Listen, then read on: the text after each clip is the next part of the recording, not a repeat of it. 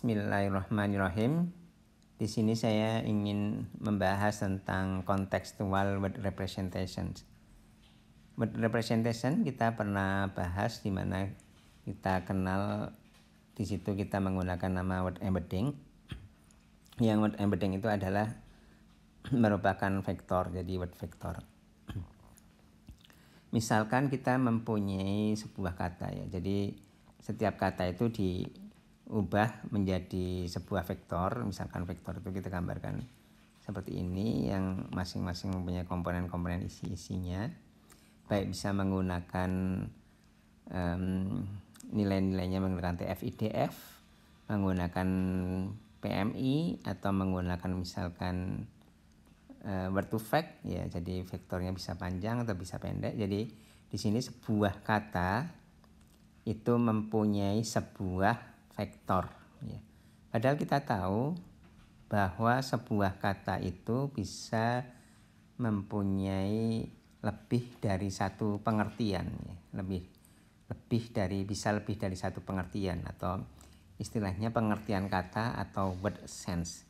Ini contohnya untuk kata dalam bahasa Inggris bank ini ya. Kita lihat menggunakan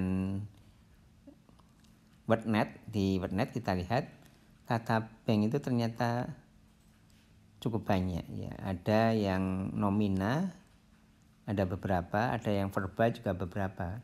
Ya, ini sense-nya atau pengertiannya cukup banyak. Kita lihat secara sekilas ya di ini untuk kata bank, untuk yang noun ini. Misalnya untuk yang pengertian pertama, kata bank ini berarti adalah berkaitan dengan tanah ya. Berkaitan dengan tanah. Yang di sini contoh katanya adalah ini.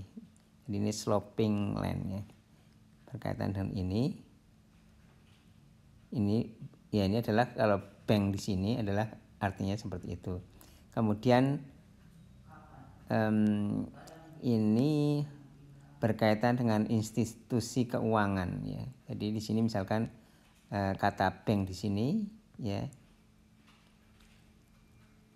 Ini adalah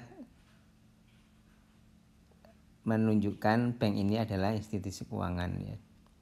Dan lain-lain. Ada banyak yang pengertiannya berbeda-beda. Ya. Tetapi kalau kita menggunakan word embedding yang kita kenal ya, di mana sebuah kata dimanapun kalimatnya, kata bank itu mempunyai hanya satu vektor ya, Ini adalah jadi non kontekstual. Salah satu sudut pandangnya bisa kita lihat juga adalah seperti ini. Misalkan ini adalah pada proses, misalnya di sini ada proses di TF-IDF atau PMI ya. Kita menggunakan seperti ini, di mana di sini di baris itu adalah kata-kata target. Ini kata targetnya, di sini ada bank, ada dan lain-lain. Kemudian ini adalah kata-kata konteksnya apa ya. Kalau untuk sebuah kata di sini, sebuah kata itu kata-kata konteksnya itu dibolak-balik tidak masalah. Artinya urutan di sini, yang di sini misalkan jumlahnya adalah sebanyak vocabulary, itu dibolak-balik tidak apa-apa ya. Apakah urut abjad atau ini bagaimana, tidak apa-apa. Jadi salah satu sudut pandangnya adalah seperti itu, yang dimana urutan di kata-kata konteks waktu kita membangun tidak apa-apa diubah, asal konsisten untuk semua kata-kata di sini, yang asal urutannya seperti itu. Yang kemudian yang kedua, ini kalau kita menggunakan misalkan word to fact ya, di mana di sini kita menggunakan multi layer perceptron yang sederhana dengan satu hidden layer. Kita lihat juga bahwa untuk input layer, di mana input layernya itu adalah kita bisa sebanyak node-nya itu sebanyak vocabulary. Dan sama seperti yang di atas, yang TF-IDF dan PMI tersebut, Di sini urutan dari not itu yang menyatakan kata itu dibolak-balik tidak apa-apa. Artinya misalkan kalau yang kata pertama menyatakan adverb gitu ya, dan kata berikutnya kata di sini ada kata house. Nah itu dibolak-balik house-nya di atas juga nggak masalah ya. Yang penting konsisten urutannya seperti itu selama pelaksanaan trainingnya. Nah kemudian kita sudah tahu tadi bahwa tergantung konteks, bahwa ada sense ya, ada sense, ada word sense, ada word sense atau pengertian kata, bahwa sebuah kata itu bisa mempunyai lebih dari satu pengertian. Oleh karena itu mestinya sebuah kata tidak bisa hanya mempunyai representasi tunggal saja ya, karena mempunyai pengertian yang berbeda-beda. Kemudian apakah setiap pengertian itu perlu dibuat vektornya ya? Apakah seperti itu ya? Nanti kita lihat ternyata kalau misalkan kita balik lagi ke sini ya, misalkan katakanlah di sini untuk kata bank ini ada berapa? 1, 2, 3, 4, 5, 6, 7 maaf 1, 2, 3, 4, 5, 6, 7, 8, 9, 10. Ada 10 pengertian yang kata bank yang nomina. Apakah oleh karena itu kita buat 10 vektor seperti itu? Ya bisa saja seperti itu, tetapi biasanya tidak seperti itu, karena kita akan lihat ya bahwa akan lebih praktis kita tidak membuat berdasarkan pengertian linguistik dengan atau makna yang seperti itu ya. Jadi akan kita lihat tidak membuat seperti bank itu vektor pengertian pertama, pengertian kedua atau 10 vektor untuk bank, tidak seperti itu. Ya, kita lihat bagaimana ya. Ya, sebelumnya kan kita lihat bahwa konteks ya. Konteks itu adalah maksudnya ya, seperti halnya kita udah pelajari juga mirip konteks yang di sini ada konteks seperti ini ya. Ya meskipun ini sudut pandangnya lain, tapi ini adalah juga konteks bahwa sebuah kata seperti misalkan kita lihat balik lagi yang tadi ya di sini ya, kita lihat di sini ya, kita sambil cek lagi ya. Di sini misalkan ada kata bank di sini. Nah itu dilihat konteksnya di sini, konteksnya ya. Kemudian ada kata bank di sini, lihat konteksnya. Kata bank di sini, lihat konteksnya. Jadi tergantung dari konteksnya ya, tergantung dari konteksnya nanti akan kita mempunyai representasi yang kontekstual. Jadi kontekstual word representations. Jadi kita mempunyai di sini kontekstual word representation. Ya. Ya, ini adalah kita kontekstual word representation di sini ya. Oke, seperti itu. Jadi konteks itu bisa dari kiri, seperti contohnya misalkan di kota titik-titik, dari kirinya adalah di kota New titik-titik, ada New itu adalah kirinya. Atau di kota titik-titik York, ini adalah dari kanannya. Atau Bandung ibu kota titik-titik barat, ini dari kanan dari kiri. Dari kanannya ada barat, misalkan ini Jawa Barat, kemudian ini Bandung. Salah satunya yang dari kiri, termasuk beberapa kata yang lain ini. Jadi bisa sebuah kalimat itu ya, dari sebuah kata itu bisa konteksnya dari kiri, dari kanan, dari kanan dan kiri. Nah kemudian kita lihat ya, kita sudah tahu ya, misalkan yang sudah mengenal meskipun sedikit, ini ada sebuah arsitektur neural network yang disebut dengan recurrent neural network, yang dimana kita mempunyai kata seperti itu atau rangkaian kata atau kalimat di sini, saya pergi ke, dan lain-lain dan terus-terusnya. Nah, di sini setiap kata itu kemudian jadi input untuk hidden layer di sini. Ini hidden layer. Misalkan contohnya kata pergi, ya, kata pergi. Nah, kemudian kalau sudah dilatih, ini artinya sebenarnya yang hidden layer di sini, ya, hidden layer di sini itu kan adalah representasi dari kata pergi, ya, representasi dari kata pergi. Ya, ini adalah yang kotak-kotak ini juga yang hidden layer itu adalah terdiri dari node-node, itu adalah vektor kan, ya.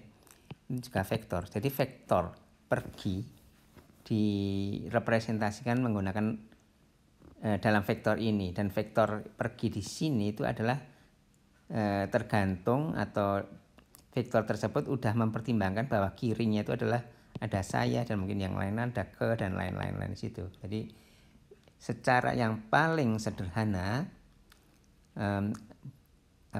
pengertiannya contextual word representation itu adalah berangkat dari seperti itu, ya. Jadi ini adalah representasi kontekstual kata pergi, yang dimana kata pergi itu untuk kalimat yang di sini. Ya, kemudian kita akan lihat, ya, bahwa salah satu bentuk representasi kontekstual sebuah kalimat yang dasar dan sederhana itu adalah seperti ini. Ini adalah sebuah neural network, ya. Ini sebuah neural network sini yang seperti tadi. Nah, kemudian maaf, ini sampai sini, ya, sampai sini. Ini RNN seperti tadi sama. Nah, kita awalnya salah satu cara sederhana yaitu dengan apa yang disebut dengan autoencoder, ya. Autoencoder itu artinya bahwa input dan outputnya itu sama. Jadi kalau inputnya itu kalimat saya pergi ke bla bla bla kota Bandung, kemudian outputnya itu adalah saya pergi bla bla bla ke kota Bandung juga. Jadi contohnya seperti ini, bahwa awalnya adalah ada awal kalimat, kemudian ini ditebaknya kata berikutnya, kemudian saya ditebaknya kata berikutnya, pergi ditebakkannya kata berikutnya, dan seterusnya. Yang ini adalah karena input dan outputnya sama, itu autoencoder, atau sebenarnya itu juga adalah language model, ya, yang udah kita kenal. Mengapa language model yang kita kenal? Karena itu kan seperti menebak kata berikutnya. Ini salah satu contoh bisa menggunakan seperti ini. Jadi neural network itu di training menggunakan language model, ya. Ya, itu sebagai katakanlah memori karena udah di training. Bobot-bobotnya di sini ada bobot, ya, bobot, ya. Kemudian di sini adalah bobot juga, ya. Bobot-bobotnya itu udah di training, ya, ya. Kemudian dikenal sebagai istilahnya adalah pre-training, ya. Akan kita lihat nanti, ini adalah kata kunci pre-training, ya, bahwa representasi kontekstual itu sebenarnya juga dalam rangka untuk pre-training, ya. Yang kita kenal ada beberapa model pre-training yang kemudian sangat populer karena memang kita butuhkan, karena itu sangat membantu. Itu adalah pre-training. Jadi setelah di training atau pre-training tadi sebagai autoencoder, atau itu juga sebenarnya adalah language model, kemudian lalu di training ulang, ya, sebagai task yang dituju, seperti misalkan klasifikasi, ya. Di training ulang, atau istilahnya ini adalah fine tuning, ya. Misalkan klasifikasi. Nah, kalau yang tadi di sini, ya, yang tadi, ya, di sini itu keluarannya itu adalah kalimat juga. Nah, kalau di sini misalkan keluarannya, outputnya di sini hanya satu, misalkan kelasnya, misalkan positif atau negatif, kelas positif atau kelas negatif, di mana inputnya di sini adalah kalimat-kalimat ya.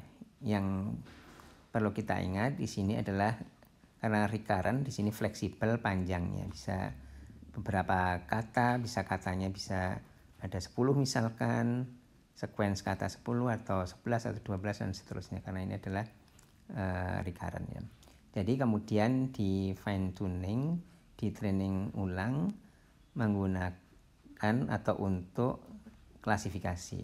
Nah, misalkan di sini ya, kita mempunyai kata suka. Ini suka. Ya, kata suka ya. Kata suka. Jadi kalau setelah di training ulang itu kemudian kita kata suka. Nah, kata suka ini adalah sebenarnya merepresentasikan kontekstualnya adalah ini ya. Kontekstual ya, kontekstual representation. Ini kontekstual representation untuk kata suka. Ini kontekstual representation kata suka. Ya, jadi kalau pada word vector tanpa konteks dihasilkan vektor ya untuk masing-masing kata ya.